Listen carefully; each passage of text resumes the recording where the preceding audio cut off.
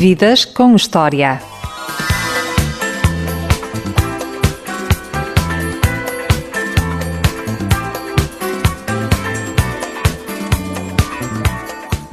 É uma mulher de armas, uma lutadora nata, das que fazem inveja a muitos homens com H grande.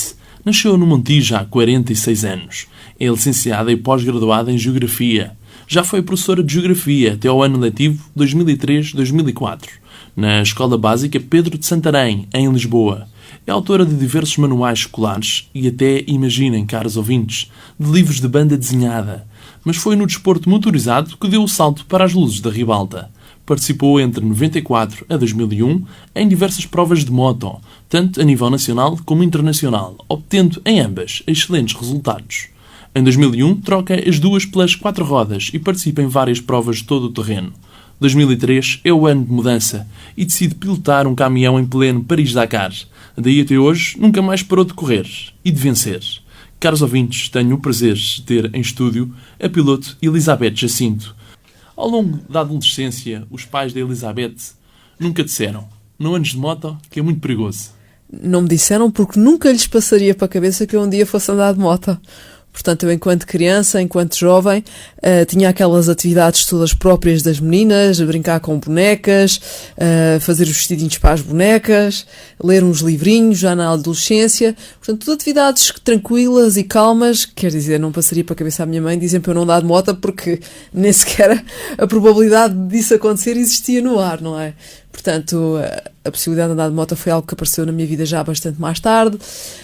Já era uma mulher adulta, já tinha o meu emprego, o meu ordenado e, portanto, a minha mãe já não tinha uma palavra que pudesse interferir nas minhas decisões, pelo menos assim de uma forma mais incisiva. E, portanto, a minha mãe, quando se apercebeu que eu andava de moto, já era um bocadinho tarde, porque já era naquela fase em que eu lhe aparecia à frente cheia de lesões, de gesso ou de canadianas, e portanto foi assim uma aflição para ela, mas isto só para dizer que de facto durante a juventude nunca se pôs a hipótese de andar de moto, nem fazer outras brincadeiras assim radicais, mais próprias dos rapazes, nem nada disso, pelo contrário. Como foi a adolescência de Elizabeth? Foi uma adolescência tranquila, pronto, estudava, tinha a minha meta de fazer o meu curso para começar a trabalhar, ia ao cinema, lia uns romances, nada de extraordinário, portanto uma juventude relativamente tranquila. Que recordações tem da Cagiva 125, a primeira moto de Elizabeth? É verdade, foi a primeira moto, não consigo deixar de esboçar um grande sorriso, porque foi, se calhar, a única moto onde lhe vou dizer sinceramente chorei na altura de a vender, porque de facto foi a moto que me permitiu dar os primeiros passos esses que não foi mais do que ganhar aquela segurança necessária para andar no meio do trânsito, na cidade. Porque eu tirei a carta e aprendi a conduzir praticamente na escola de instrução. Eu não tinha experiência nenhuma de moto. Normalmente as pessoas que vão tirar a carta já sabem andar de moto, eu não. E foi naquela moto que eu fiz as minhas primeiras superações todas. Lembro-me daquela insegurança de andar de moto, já por si, não é? Depois a insegurança de andar no meio do trânsito. A juntar a isso, a andar numa cidade grande que era Lisboa. Eu nasci no Montijo, vivi sempre no Montijo. Quando tirei a carta já estava a viver em Lisboa. E, portanto, lembro-me de sair de casa com os trajetos todos muito bem definidos, na cabeça para onde queria ir ali muito certinha, muito direitinha, muito insegura, diga-se a verdade. E lembro-me de parar nos semáforos e as pessoas pararem ao meu lado e fazerem comentários e rirem-se e meterem conversa comigo, porque naturalmente naquela altura não era hábito ver-se uma mulher andar de moto, ainda nem sequer havia a moda das scooters e, portanto, eu era uma novidade no meio da cidade. E, portanto, aquela moto foi uma moto com a qual eu me liguei muito, foi com ela que eu fiz o meu primeiro passeio todo terreno, imagino. Não era nada uma moto própria para essas coisas. Mas nós, por ter uma moto assim com o guarda-lamas alto, tipo motocross, decidimos inscrever no Clube do Terreno. Começámos a receber em casa os folhetos dos passeios e um dia decidimos ir mesmo fazer um passeio. Claro, foi com aquela moto. Eu não tinha experiência nenhuma, não sabia absolutamente nada. Dei 2 ou 3 quedas, o radiador da moto abriu, perdeu a água toda e eu, naturalmente, já não consegui fazer o passeio todo. Os 200 km que o passeio tinha, eu fiz 80. Mas fiquei com aquela sensação de paixão, que verdadeiramente era aquilo que eu queria como hobby, não é? Era uma brincadeira giríssima de fim de semana. E foi com aquela moto, de forma, quando chegou a altura de a vender, eu comecei a reunir as coisas todas para entregar ao novo proprietário, os documentos e tudo aquilo, e sentia-se um aperto no peito, que aquela era a minha motinha, era a primeira. Depois, com mais nenhuma outra, aconteceu essa emoção. Mas naquela, por ser a primeira, que foi a passar a primeira barreira, e foi o princípio de toda a minha história, foi com essa moto, de facto. Na altura, falava há pouco que veio de Montijo para Lisboa. Notou grandes diferenças? Atravessar o Rio Tejo? Sim, eu vivi em Lisboa, comecei a tirar o curso em Lisboa, comecei a dar aulas também em Lisboa, gastava nada mais, nada menos 4 horas em termos de transportes para andar de um lado para o outro, e viver em Lisboa para mim foi um ganhar tempo, porque depois comecei a viver e a trabalhar relativamente perto, e consegui voltar a fazer uma outra coisa, que foi ir a pé para a escola, não é? Para o trabalho, que para mim foi ótimo, que era como eu fazia no Montijo. E isso para mim deu uma certa folga. Agora, na realidade, em termos de circulação na cidade, para quem tem a carta há pouco tempo, de facto era assim um bocadinho emocionante. E claro que estranhei, naturalmente. Os alunos da Elizabeth sabiam que tinha uma moto? Ia de moto para as aulas? Claro que sabiam, eu ia de moto para as aulas, estacionava à porta. No princípio entrava de capacete no braço, depois passei a ter uma mala para guardar o capacete na moto e, portanto, entrava, ninguém percebia que eu vinha de moto ou não, mas claro que os alunos sabiam e gostavam. Sentiam a professora mais jovem, mais próximo deles, uma professora mais radical. Isso, de certa forma, facilitava um bocadinho o relacionamento entre nós. Portanto, eles ficavam com alguma curiosidade em relação à minha pessoa e aproximava-vos um bocado, e isso tornava o trabalho mais fácil. E por outro lado, eu também era uma pessoa que tinha alguma facilidade em me relacionar com eles. Sempre tive um bom relacionamento com os alunos todos e um convívio fácil. Mas isso, confesso que ajudava um bocadinho. E claro, eu tirava partido também um bocadinho disso, não é? Quando fazia falta, sempre ajudava. Porquê que escolheu ser professora de Geografia? Eu confesso que o meu curso de sonho enquanto adolescente era a Psicologia. Foi por isso que eu estudei imenso, foi por isso que eu me empenhei bastante. Acima de tudo, eu queria trabalhar relacionado com crianças, era a Psicologia Infantil que me entusiasmava. Lembro que nessa altura já havia aquela grande guerra das médias para entrar para a faculdade, e eu não tinha grandes capacidades económicas para estudar para longe de casa, não é? Sentia que tinha que entrar numa faculdade onde eu pudesse vir dormir a casa, porque as despesas depois seriam muitas. E na realidade, nesses anos, já as notas para Psicologia eram altíssimas. Eu lembro-me que não entrei por décimas, por muito pouco. E então, calculando que correr esse risco, tomei também a opção de me candidatar à Geografia, sabendo que o meu futuro seria ser professora, seria dar aulas, mas era uma atividade que me agradava. Pronto, não era lidar com crianças, era lidar com adolescentes, mas era qualquer coisa que também me agradava e que eu tinha gostado imenso. Tinha sido uma disciplina onde eu tinha tido boas notas com muita facilidade, e por isso acabei por me candidatar ao curso de Geografia, para o qual entrei em Lisboa, e achei que foi uma boa opção. Acabei o curso e comecei imediatamente a trabalhar, que era uma das minhas necessidades na altura.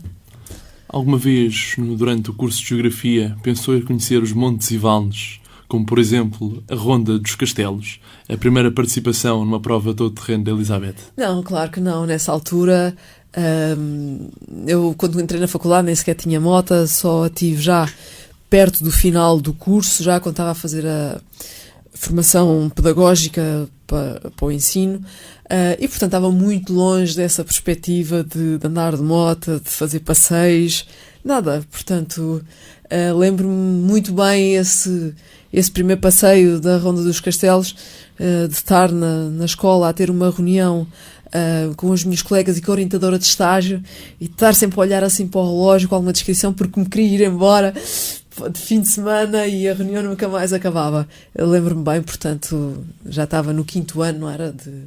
No 6º, nesse caso, já estava mesmo a dar aulas, já estava mesmo a fazer o estágio.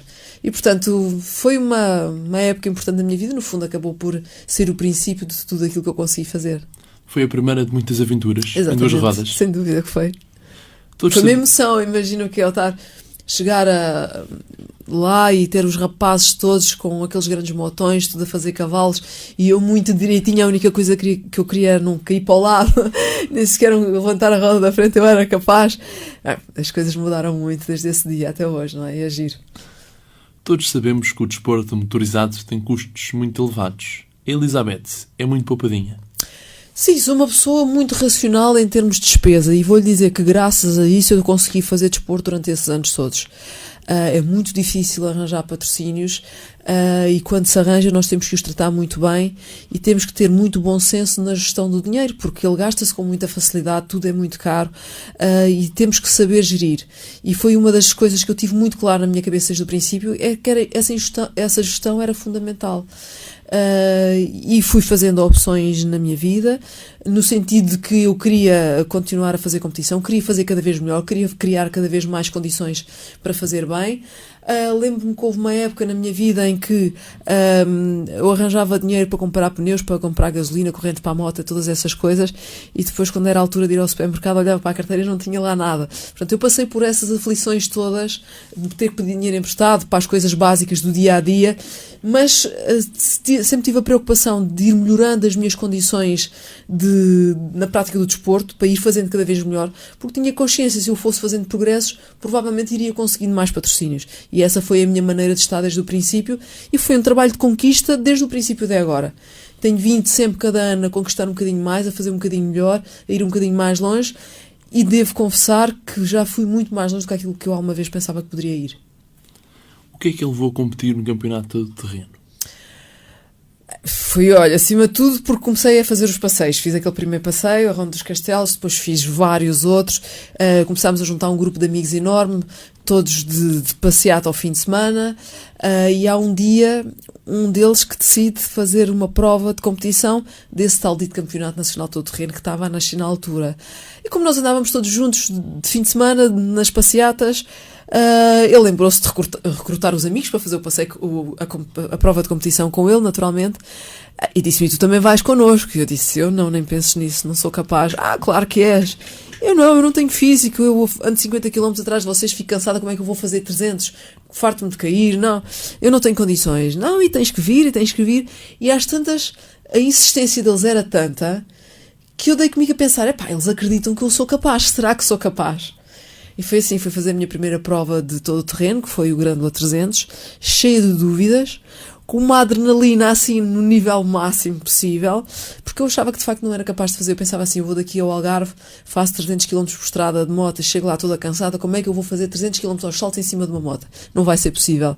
E a verdade é que nessa corrida, que foi a minha primeira, havia várias passagens de rios a seguir umas às outras. Eu ia com uma moto nova que não conhecia muito bem, que era mais pesada do que aquela que eu costumava andar. Uma Kawasaki? Não, nessa altura já era uma Suzuki. Foi a primeira vez que eu andei com uma moto há 4 tempos. Uma Suzuki, é muito 350. Diferente para os nossos ouvintes. Agora, a Elizabeth tocou num aspecto que eu acho que é muito importante dizer, que é: existem motas a 2 e a 4 tempos. Atualmente é quase tudo a 4 tempos. Mas há grandes diferenças na condução dessas duas vertentes, não é? Não estou muita diferença, passadas 2 tempos.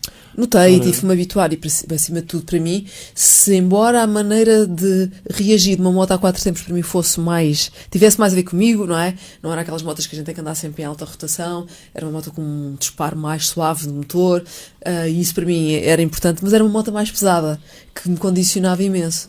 E então eu lembro-me que caí num desses rios, demorei imenso tempo a pôr a moto em pé, o motor encheu de água, não é? Entrou água por escape e a moto não trabalhou mais. Mas na realidade eu tive que desistir dessa corrida, mas na realidade eu desisti por volta do quilómetro 270 e qualquer coisa. Foi quase os 300. Eu estava mesmo quase a terminar a prova.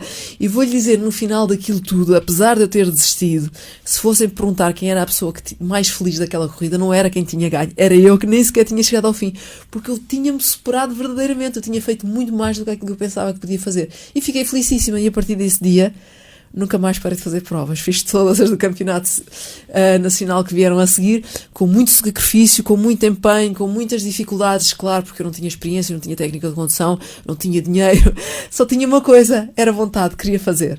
E portanto tudo se tornou difícil, mas eu fui sempre fazendo, ultrapassando todos os obstáculos, todos os problemas, e foi até hoje.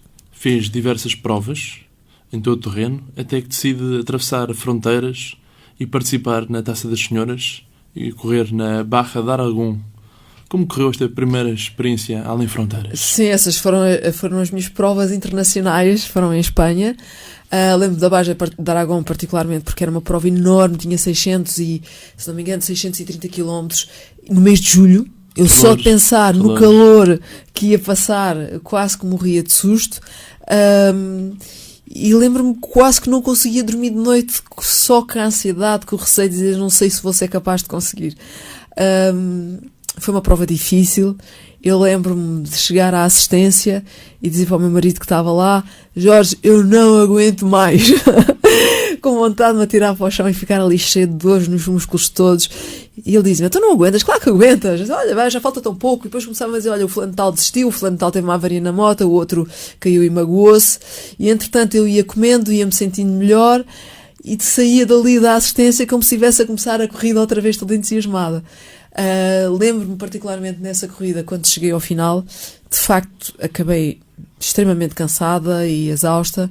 E lembro-me de me virar para ele e dizer assim: Jorge, só um dia te pedi para me ajudares a fazer uma corrida destas, tira-me esta ideia da cabeça, porque isto não é para mim, eu não tenho físico, não tenho capacidades de aguentar isto tudo, farto-me de sofrer. Ele disse: está bem. Passado um bocadinho, depois de recuperar do cansaço e de recuperar a boa disposição e de olhar para a lista de classificados e ver que afinal eu tinha ficado muito longe do último e muitas pessoas que eu achava que eram mais aptas do que eu, muitos pilotos que eram mais rápidos tinham ficado depois de mim. Eu dizia: olha, que aquilo que eu te disse há bocadinho era a brincar, se eu quiser vir tu ajuda-me outra vez.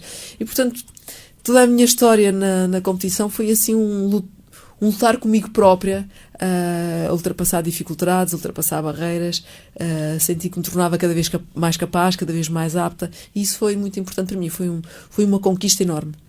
As pessoas superam os limites, superam as barreiras que têm. Sem dúvida, até porque as nossas barreiras são muito imaginadas por nós. Nós crescemos e as pessoas à nossa volta passam a vida a pôr-nos barreiras, a dizer: não podes ir para ali, não podes mexer aqui, não podes mexer acolá, não podes fazer isto, não podes fazer aquilo. E nós habituamos a aceitar essas barreiras como dadas e não as questionamos. E quando chegamos a adultos, há uma série de coisas que nós podemos fazer, mas que à partida nem sequer pomos a hipótese de as fazermos. E eu senti isso exatamente. Porque é que eu não havia de andar de moto? Não havia nenhuma razão para não andar de moto. Ou porque é que não havia de andar de caminhão? Aqui há uns anos atrás, se calhar, havia uma razão muito forte, que era as mulheres não terem força suficiente para girar aqueles volantes pesados, para passar a caixa de velocidades que era pesada e difícil e dura. Hoje em dia, com toda a tecnologia aplicada aos caminhões, conduzir um caminhão é um pouco como conduzir um automóvel. Tem uma técnica muito específica, naturalmente, que é necessário aprender, mas não há razão nenhuma para uma mulher não conduzir, a não ser o preconceito de dizer que o caminhão é para homens. E, portanto, eu acho que, de uma maneira geral, existem muitas barreiras que nós vivemos com elas e aceitamos sem as questionarmos. Mas elas realmente estão sempre muito mais longe do que aquilo que a gente pensa. E eu passei por isso no deserto, com todas as dificuldades que tive que ultrapassar. Percebi que eu era muito mais capaz do que aquilo que eu realmente pensava que era. Isso é muito importante. A gente descobrir onde é que estão as nossas barreiras, de facto, os nossos limites. Alguma vez pensou em desistir? Esta é uma pergunta clássica que toda a gente faz, mas eu não podia deixar de fazer.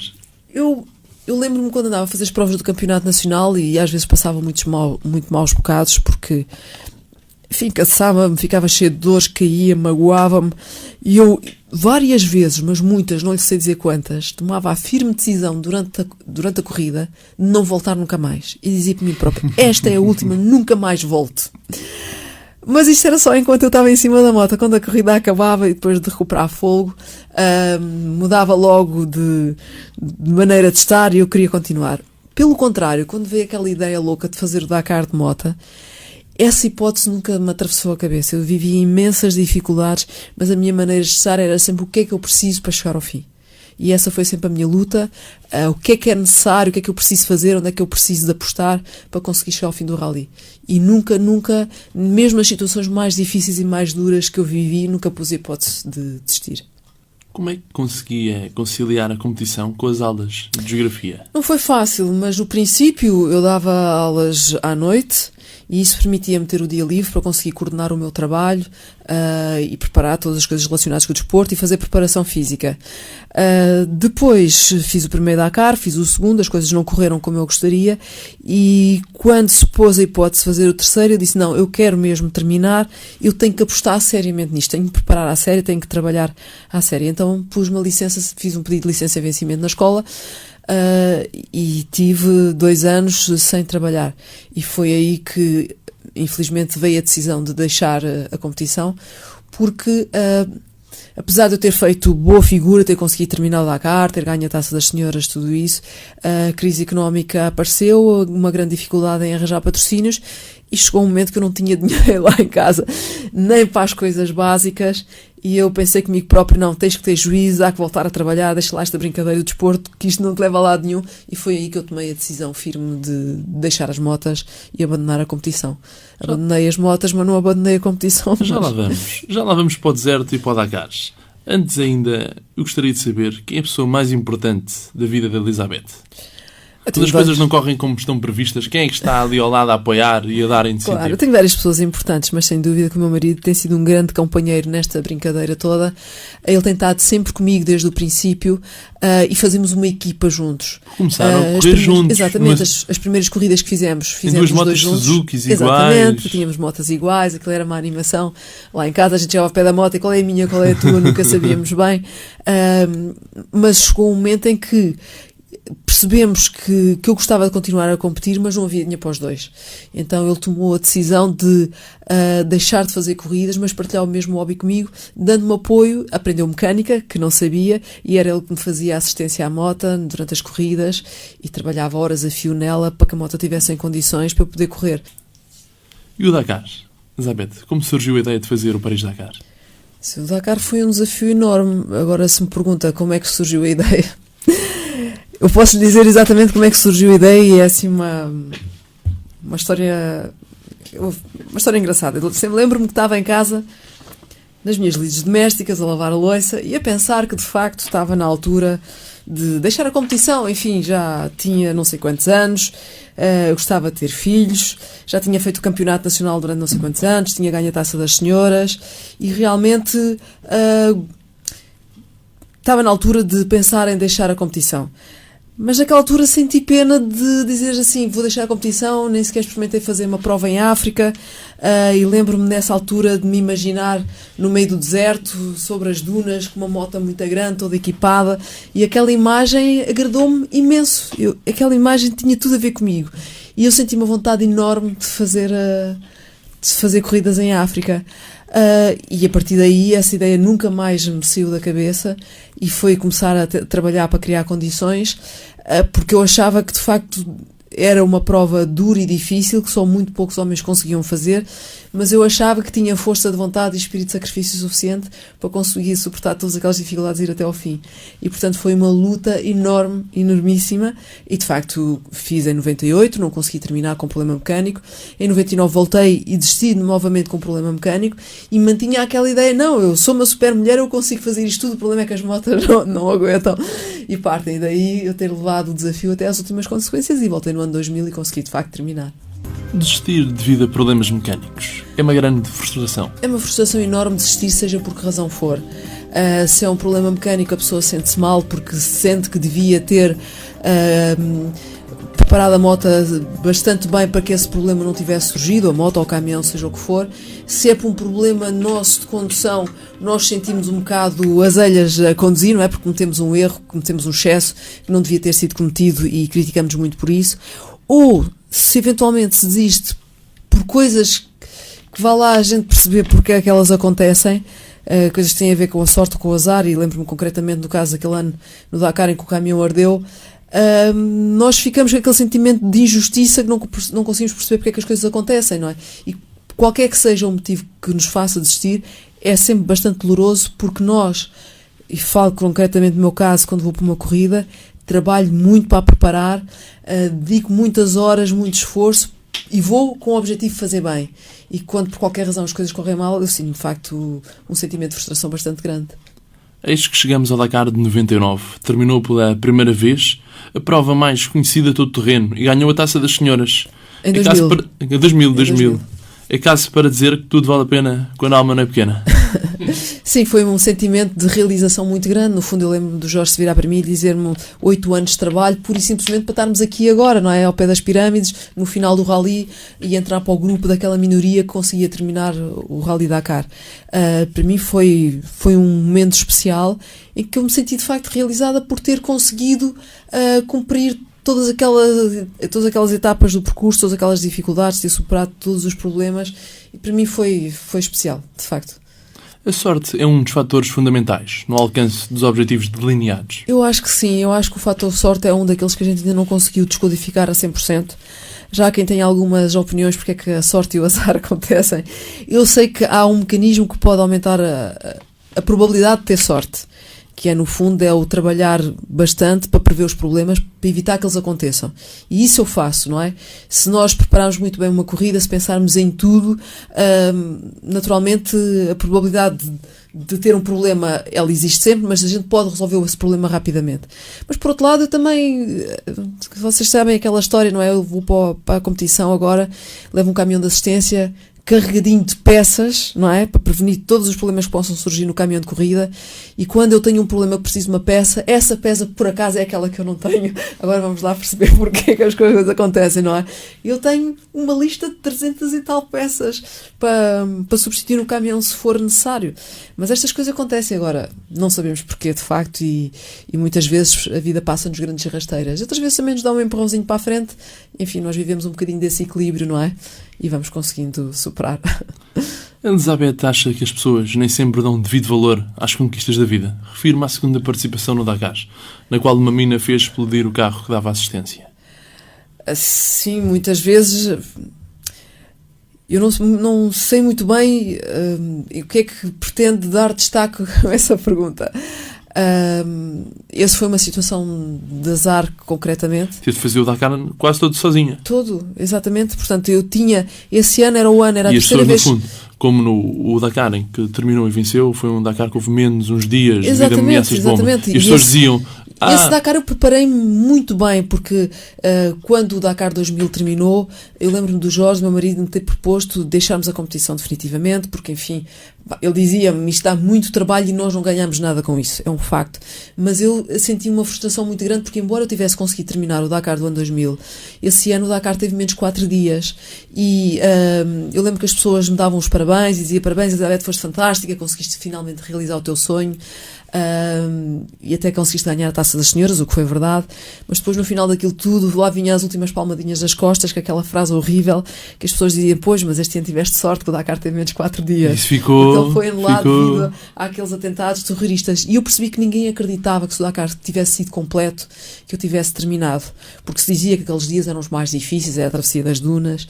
E eu ficava desesperada, e eu própria perguntava assim: será que tinha sido capaz de passar aquelas dunas todas? E quando voltei no ano 2001, eu voltei com tudo muito bem preparado. Tinha pensado em tudo, tinha a lição toda bem estudada, sabia tudo o que me esperava, já não era novata, e eu ia para fazer uma boa corrida e provar a toda a gente que era capaz. E não sei, é tal história, eu queria provar que era capaz de fazer um Dakar, e provei muito mais do que aquilo que era suposto, porque de facto o meu carro de assistência pisou uma mina na fronteira de Marrocos para a Mauritânia, ficou lá, todo despedaçado, e eu fiquei sozinha sem nada, absolutamente sem nada. Não tinha roupa, não tinha ferramentas, não tinha nada. Tinha um saco-cama que eu naquele dia tinha prendido na moto, porque era etapa maratona, para poder dormir no meio do deserto, sem apoio nenhum. E, portanto, com aquilo tudo, quando me telefonaram, ou quando eu recebi a mensagem lá no acampamento de que as pessoas que estavam no carro estavam magoadas, e uma delas em bastante mau estado, eu fiquei muito confusa no momento, naturalmente, e lembro-me de quando telefonei para Lisboa, a pessoa do outro lado do telefone dizia-me: Elizabeth, a última coisa que o Zé Ribeiro quer, que era a pessoa que estava mais magoada nessa altura, é que a Elizabeth desista. E eu aí tomei uma decisão muito firme. Tudo bem. Ele estava aqui para me ajudar, a troco de nada, pelo prazer de colaborar no meu projeto. Tudo bem, se eu tiver que desistir, desisto, porque sabia perfeitamente que ia desistir, porque eu não tinha condições de fazer uma corrida sem nada, mas vou desistir no momento em que ir para o chão e não me consegui levantar mais. Mas eu não sei como é que as coisas correram, eu caí 300 mil vezes me levantei, acabei o Dakar toda a partida, é indescritível. Desde fiz uma lesão na virilha quando tentava montar a moto, tinha que o fazer tão devagarinho que as pessoas ficavam a olhar para mim e a pensar: mas espera aí, ela vai cair antes de montar a moto. Era um bocadinho a situação. Fraturei 2 costelas assim ao limite máximo de poder provocar deslocamento no osso, parti 3 ossos do metatarso e fiz metade do Dakar sem imobilizar o pé, que era horrível para calçar a bota e descalçar todos os dias. E no final, para conseguir conduzir, eu pegava na minha mão direita com a mão esquerda para pôr em cima do volante, que ela não ia lá sozinha. Portanto, eu parti-me toda e eu consegui terminar o Dakar. E depois de ter terminado, eu não tinha dúvidas nenhumas no meu espírito, dissessem lá o que dissessem, que eu tinha sido capaz, porque eu não só terminei o Dakar, uma edição duríssima como foi naquele ano, como o fiz nas piores condições. Não só piores condições físicas, porque de facto eu não tinha o apoio que precisava, não tinha assistência, À noite nós tínhamos que perder imenso tempo a preparar a moto e a navegação, nós sozinhos, não dormia 4 horas, quer dizer, estava exausta de cansaço e as coisas complicaram-se muito, mas eu consegui chegar ao fim. E no meu espírito não havia dúvidas nenhumas que eu tinha feito muito mais que a maioria daqueles rapazes que conseguiam terminar o rally. Portanto, dissessem o que dissessem, eu tinha atingido o meu objetivo. Não tive valor nenhum, não ganhei a Taça das Senhoras, não fiquei bem classificada, naturalmente. Não fui a última, curiosamente. Ficaram vários rapazes depois de mim. Mas ninguém valorizou a minha prestação. E, portanto, senti ali um sentimentozinho de injustiça ao final. A minha coroa de glória não tinha sido coroa nenhuma para ninguém, a não ser para mim própria. E, portanto, isto são aquelas coisas curiosas que a vida às vezes nos faz passar. E, no fundo, no ano seguinte, não consegui patrocínios para voltar a fazer o Dakar. Correr de moto é muito mais difícil do que correr de automóvel. Sem dúvida, porque a moto é um veículo muito físico. A minha moto pesava 200 kg e eu, para manobrar, trabalhava imenso no ginásio, fazia muita musculação e quando chegava fazia 100 km, a partir de 100 km, aquilo era só sofrimento para conseguir manobrar a moto até ao final. Portanto, de moto a gente sabe que a qualquer momento cai, a qualquer momento pode cair, a qualquer momento pode-se magoar, e isso mexe muito connosco. Portanto, a moto é um veículo de facto difícil de lidar com. Pronto, pode dar muito prazer, muito gozo, mas também tem situações muito complexas e muito difíceis. O caminhão, como vamos sentados, protegidos por roll bar, as coisas acabam por ser mais fáceis para nós, principalmente para nós mulheres. Porque as mulheres, por mais que treinem, não têm o físico que têm os homens, e quando se trata de tombar uma moto em alta velocidade para fazer uma curva é preciso força, e essa força instantânea as mulheres não a têm, os homens têm muito mais do que nós, e portanto o resultado é sempre abrandar para fazer a curva mais devagar.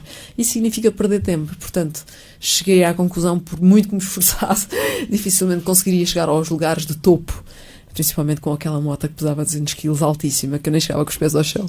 E quais foram os motivos, para além dos físicos? Houve outros motivos que levaram a trocar as motos pelos caminhões, para além dos físicos?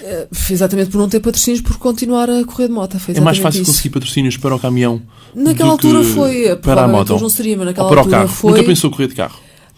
Mas, embora eu pudesse ponderar essa hipótese para andar de carro, ninguém me daria dinheiro para fazer corridas de carro.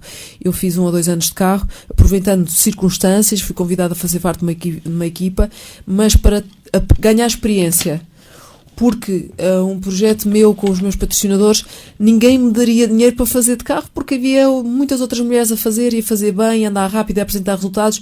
Eu, começando de princípio, naturalmente não podia apresentar resultados logo à partida, iria demorar algum tempo. Porque a cara de caminhão tirou em outubro e em janeiro já estava a fazer o Dakar. Exatamente, portanto, porque a minha ideia era fazer um Dakar de carro para ganhar experiência de fazer o caminhão. E de facto não consegui dinheiro para ir. E quando eu estava, mesmo naquela circunstância, a dizer assim, bom, vou ter que desistir mais um ano, não fiz o ano passado de moto, este ano não faço de carro, de certeza já não vou voltar mais, surgiu uma circunstância que me permitia ir de caminhão.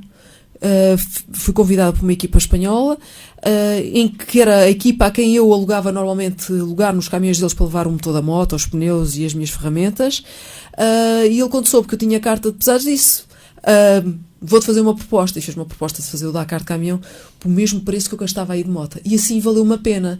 E eu fiz uma primeira experiência de fazer o Dakar de caminhão, não sabendo nada, porque tinha a carta em outubro e em janeiro estava no Dakar, mas achei que era melhor, uma primeira experiência corre sempre mal, nunca se consegue fazer bons resultados, era melhor fazer essa primeira experiência com um pouco investimento do que fazer com muito. E, portanto, o meu patrocinador estava devidamente informado de que, de facto, eu não tinha condições de fazer um resultado desportivo, mas, eventualmente, por ser a primeira vez que uma mulher aparecia a conduzir um caminhão, podia, eventualmente, ter alguma visibilidade nos meios de comunicação social, e foi essa a aposta, e consegui, de facto. E depois, com o tempo, fui criando condições para fazer cada vez melhor. É muito diferente e muito difícil estar a conduzir um caminhão em plena areia do deserto. É diferente, conduzir um automóvel é muito mais difícil. O caminhão é um veículo muito especial, pesado, muito longo, exatamente, não é? Porque é um veículo que nasce para andar devagar e andar pesado, e nós queremos andar depressa e andar leves. Portanto, nada daquilo é concebido para as corridas, e isso se torna as coisas todas muito mais difíceis. E depois, se pensar, os percursos por onde nós andamos são abertos para os carros, as corridas são concebidas para os carros e, portanto, a maior parte das vezes o caminhão chega a um sítio e não tem espaço para passar, zonas de montanha com grandes precipícios, a largura da pista não é suficiente para o caminhão passar, ou zonas de terreno mole onde passam as motas, passam os carros e o caminhão não consegue passar porque com o peso afunda e não passa. Portanto, nós vivemos muitas situações difíceis de caminhão. E a visibilidade é menor, não é? A visibilidade é uma coisa estranha, porque toda a gente acha que a visibilidade é maior, estamos mais altos, vimos mais ao longe, mas temos um ângulo morto enormíssimo. E, portanto, tudo o que é perto de nós não conseguimos ver. De certa forma, quando eu tenho um sítio específico onde tenho que pôr a roda naquele sítio exatamente, eu deixo de ver aquele sítio a muitos metros de distância. Tal e qual como vocês na estrada a conduzir os vossos automóveis, quando se põem ao lado de um camionista, de um caminhão, o condutor do caminhão provavelmente não vos está a ver e a gente não tem noção disso. E por isso é que existem acidentes ridículos, dá vontade de rir, do carrinho que se encosta ao caminhão sem jeito nenhum, porque de facto o condutor do caminhão não tem visibilidade para ver o carro. E as pessoas não têm noção disso. Um bocado quando a pessoa está de carro e aparece uma moto ao lado. É a mesma coisa, normalmente não vemos. É a história do ângulo morto. Sim. Mas no caminhão o ângulo morto é muito grande, por isso a visibilidade nem sempre joga a nosso favor. É um pouco ao contrário do que as pessoas pensam. É, exatamente. E nas dunas então é terrível, porque nós subimos e descer de duna. Foi por isso que teve aquele acidente que incendiou o caminhão. Não houve visibilidade, não viu. Não, o problema do incêndio do caminhão foi um tema absolutamente diferente, que não teve nada a ver com as minhas capacidades de condução. Foi uma falta de visibilidade, não foi? Vou explicar. O terreno na América Latina é absolutamente diferente do terreno em África. É um terreno que se degrada com muita facilidade e que solta um pó super denso, que fica no ar durante imenso tempo e que não assenta. O terreno vai se degradando, vai abrindo sulcos fundíssimos com a passagem dos carros só. Passa 1, 2, 10, 20 carros e o 21º já tem sulcos tão fundos que fica pendurado nos sulcos. E, portanto, só conduzir no meio do pó, quando se tem os veículos a partir de 30 em 30 segundos, não dá tempo para baixar. Portanto, íamos todos a conduzir numa nuvem de pó super densa, onde ninguém via nada. E na primeira etapa, no prólogo, houve uma série de caminhões e de carros que saíram imediatamente de percurso, porque bateram no veículo da frente, porque não era possível ver nada. E o que aconteceu comigo foi exatamente... Eu ia no percurso, no meio do pó, quando o pó estava denso, o que a gente faz é tirar o pé do acelerador e deixar a velocidade de cair, não se trava de repente porque se tem medo que venha outro atrás e que nos bata na traseira, e fazemos aquele jogo de deixar ver até quando é que conseguimos ver qualquer coisa. E naquele momento eu tinha levantado o pé do acelerador, estava já a abrandar, mas tinha vindo numa zona rápida, vinha depressa, e de repente senti que o caminhão bateu em qualquer coisa que eu não vi o que era. E tento fazer marcha atrás, e quando faço marcha atrás o motor desliga-se. E naquele momento, quando eu estou a pôr o motor a trabalhar mais uma vez, o navegador diz-me com uma voz muito acelerada: faz marcha atrás que o carro está a arder. E foi nesse momento que eu consegui ver assim a traseira muito esbatida de um buggy à minha frente. E portanto faço marcha atrás mais uma vez, acelerando mais, e percebi que o carro veio pegado ao caminhão.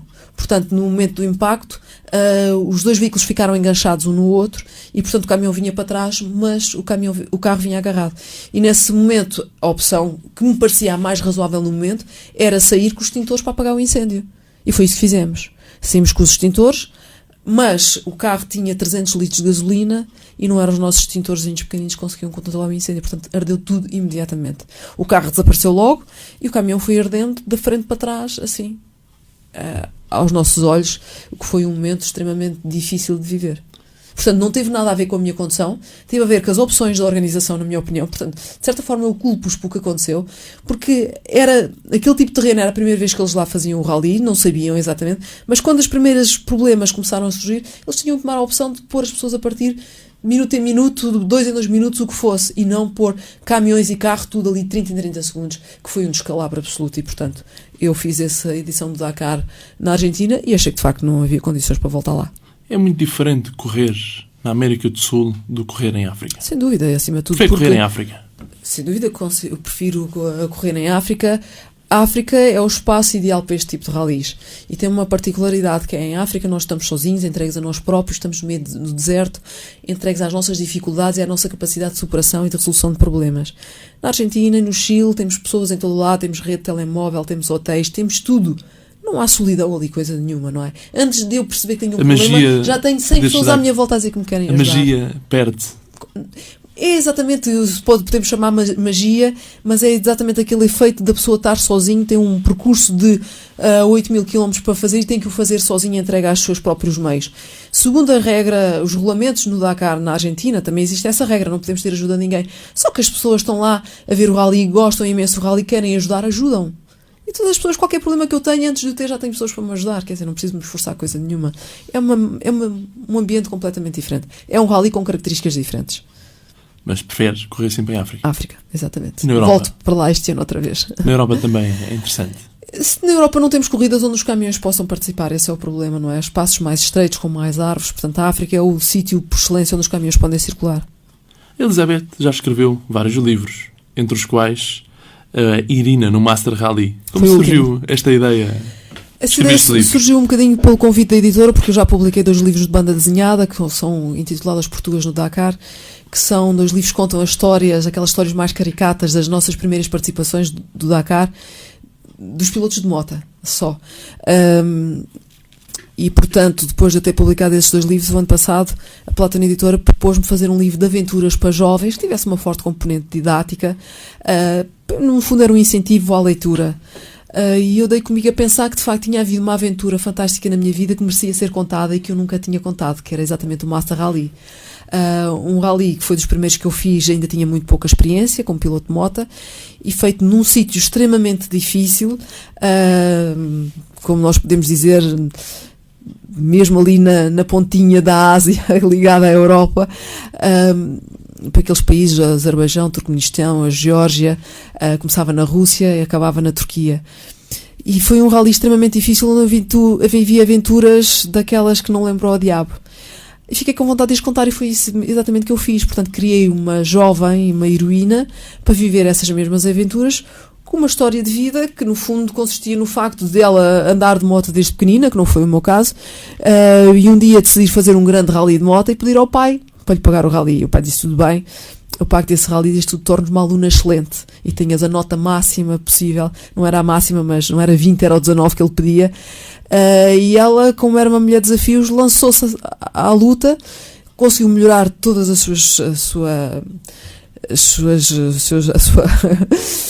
suas notas na escola, o seu rendimento escolar, conseguiu ter o tal 19 que o pai lhe permitiu, que o pai lhe pediu, e no final ela vai então fazer o rally e viu uma série de aventuras onde o objetivo também era chegar ao fim, porque o pai dizia-lhe: pago-te o rally, mas a condição é que chegues ao final. Se não chegares ao final, para o ano pagas tu as tuas próprias férias, como vais trabalhar para ganhar dinheiro, para te divertires.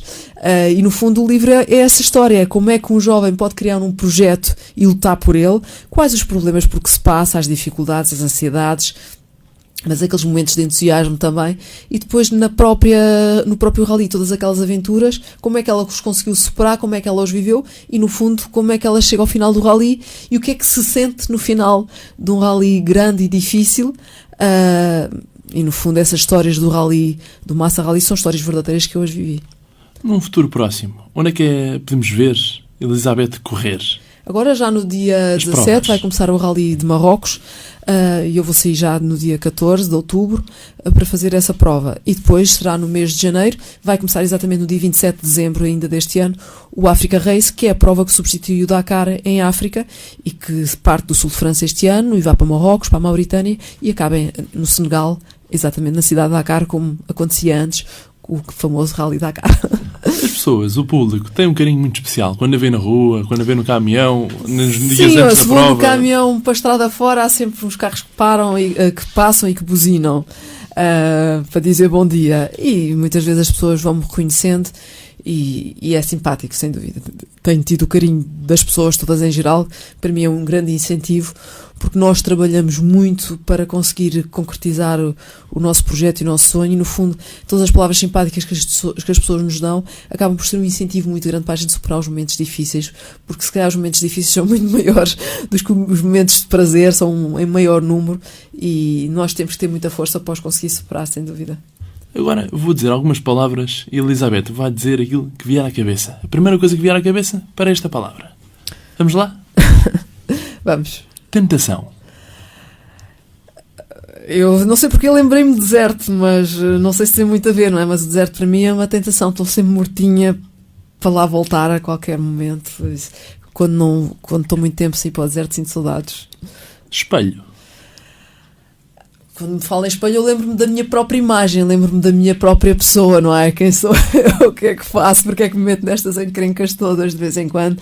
Às vezes falta um ar com os meus próprios projetos, mas ando sempre a cair nas minhas próprias ciladas. Não é? Crise. Crise é um problema muito grande, nós todos vivemos neste momento. Passo a vida a fazer contas, não é? Quando me falo em crise, a palavra que me vem logo a seguir é contas. Sempre a fazer contas, se o dinheiro chega para isto, se posso comprar aquilo para o caminhão, se posso mandar fazer esta peça, se posso resolver este problema ou ir a Rocks treinar. Passo a vida nisso, a fazer contas. Luta. Quando falo em luta, eu penso em objetivo, não é? Passo a vida a lutar por objetivos. Eu estabeleço os meus objetivos e luto imenso para os conseguir concretizar. E vou dizer, curiosamente, nunca consegui criar um objetivo na minha vida que fosse fácil. Todos eles são difíceis e tenho sempre que trabalhar imenso. E às vezes chatei-me comigo próprio por ser assim. Porque é que eu não hei de querer fazer coisas fáceis na vida, não? Sempre coisas difíceis, complicadas, onde passo a vida a lutar. E às vezes a pessoa cansa-se. Política. Política não me diz nada, sinceramente. Não é uma atividade que me entusiasme, que me anime. Acho que temos uma carência muito grande de bons políticos em Portugal. Se calhar, grande parte dos nossos problemas com o país resultam exatamente da pouca qualidade dos nossos políticos. Injustiça. Injustiça, sinceramente, não lhe sei. Não é uma palavra que me toque muito. Não tenho assim. Não sei o que é que lhe hei de dizer. A vida às vezes é injusta connosco, sem dúvidas. Houve algum momento ou outro que me senti um bocadinho injustiçada. Mas também sei que a vida muitas vezes é injusta connosco, outras vezes é justa e até nos recompensa. Por isso fazemos um equilíbrio. Acho que o mérito está em saber gerir, tirar partido da vida das coisas boas e aprender que as coisas más que nos surgem, no fundo, as coisas não acontecem por acaso, nós temos que tirar sempre uma lição delas e é acima de tudo isso que é importante nós fazermos, aprender com os maus momentos e conseguir tirar partido dos bons. Família. Tenho a sorte de ter uma família super porreira, de quem gosto muito, tenho 3 irmãs, uma catrefada de sobrinhos. Ainda tenho, agora já não posso dizer avós no plural, porque a minha avó mais velhota morreu há 1 ano com 101 anos, tenho outra com 90 anos e portanto o meu pai e a minha mãe têm uma família enorme, damos todos bem e são um apoio fantástico que eu tenho sempre comigo. Amor, tenho o Jorge, não é? O meu marido, não é? O companheiro destas aventuras todas, que está sempre ao meu lado e que tem sido uma pessoa fundamental para me permitir fazer o que tenho feito ao longo destes anos todos. Portanto, quando faço eu fiz, não posso dizer eu fiz, nós fizemos, porque ele tem... Se não fosse ele, eu já tinha desistido. Pronto, tinha desistido na primeira corrida, tinha feito a primeira por graça e não tinha feito mais nenhuma. O facto de ele estar sempre comigo me tem permitido ir até onde já fui. numa palavra, a vida é... É bela, é boa, é fantástica, há que saber vivê-la bem. Muito obrigado por ter vindo até à Ultra FM. Obrigada pelo honra. Convite, foi um prazer estar aqui convosco.